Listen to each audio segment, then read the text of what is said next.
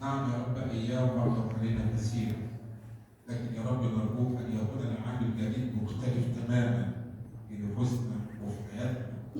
نقدم لك حياتنا يا رب وسلك ذبيحة حية يا رب باقية أمامك، وكل ما أخطأنا به في العام الماضي لا يتكرر في العام الجديد.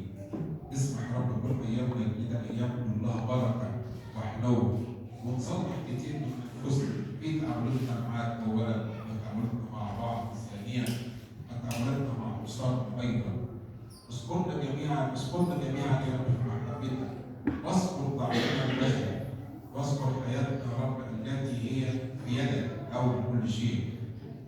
أطعمنا يا رب من حنانك، واغفر يا رب كل أخطاءنا اللي أخطأناها في السنة الماضية. انعم علينا بأيام جديدة وحياة جديدة، واجذبنا إليك أكثر وأكثر، فنجري وراءك كما قالت عروس النشيد. باركنا يا رب وبارك بلادك في كل مكان بركة روحية.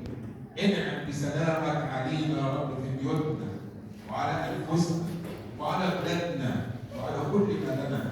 اعطي البركة والهدوء لكل أولادك، اعطي هدوءا للنفس البشرية لكل واحد من أولادك في كل مكان. انعم يا رب على كل العالم بالسلام. اوقف يا رب كل حروب الشياطين اللي تحارب كل واحد وكل واحدة وكل مجتمع وكل مدينة وكل دولة. ابشر يا رب علينا بالفرح والسرور الروحي الذي يطيب، لا من اجل العالم ولا فرح العالم الذي لا يستديم، بل الفرح الحقيقي يا رب الذي به نفرح من داخلنا ونفتخر به.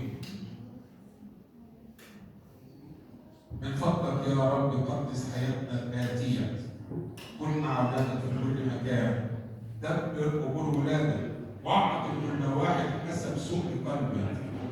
اعطي شفاء للمريض، واعطي عزاء للحزين، واعطي طمأنينة للقلقان، واعطي بركة للمحتاج، واعطي نعمة للمحتاج. اعطي كل العطايا الحقيقية لأولادك، ولا تجعل الشيطان يجذبنا نحو من يدك، بل اطلق يدك علينا يا رب دايما في الأيام الجديدة محتاجينك أكثر وأكثر. لا تدع الشيطان يخدعنا في أي أمر، بل كن معنا دائما ان محتاجينك. مهما مرت علينا الايام، مهما مرت السنون، فنحن محتاجينك، لاننا يا ربي بدونك كما قلت لا تقدر ان تفعل شيء. كتير يا رب ناس بدك لهم طلبات خاصه في قلوبهم، انت قادر ان تعطي الكل حسب سؤل حسب قلبك كما ترى رحمتك المقدسه.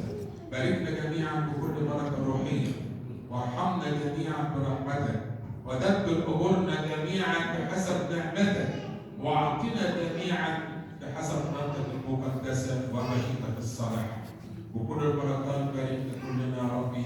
شفاعة الطلعات وصعب هذه الايام المقدسه والتسبيحه المجيده، شفاعة صومك المجيد، بشفاعة جميع القديسين والاباء والانبياء والابرار الذين ارجوك يا رب وتقدر.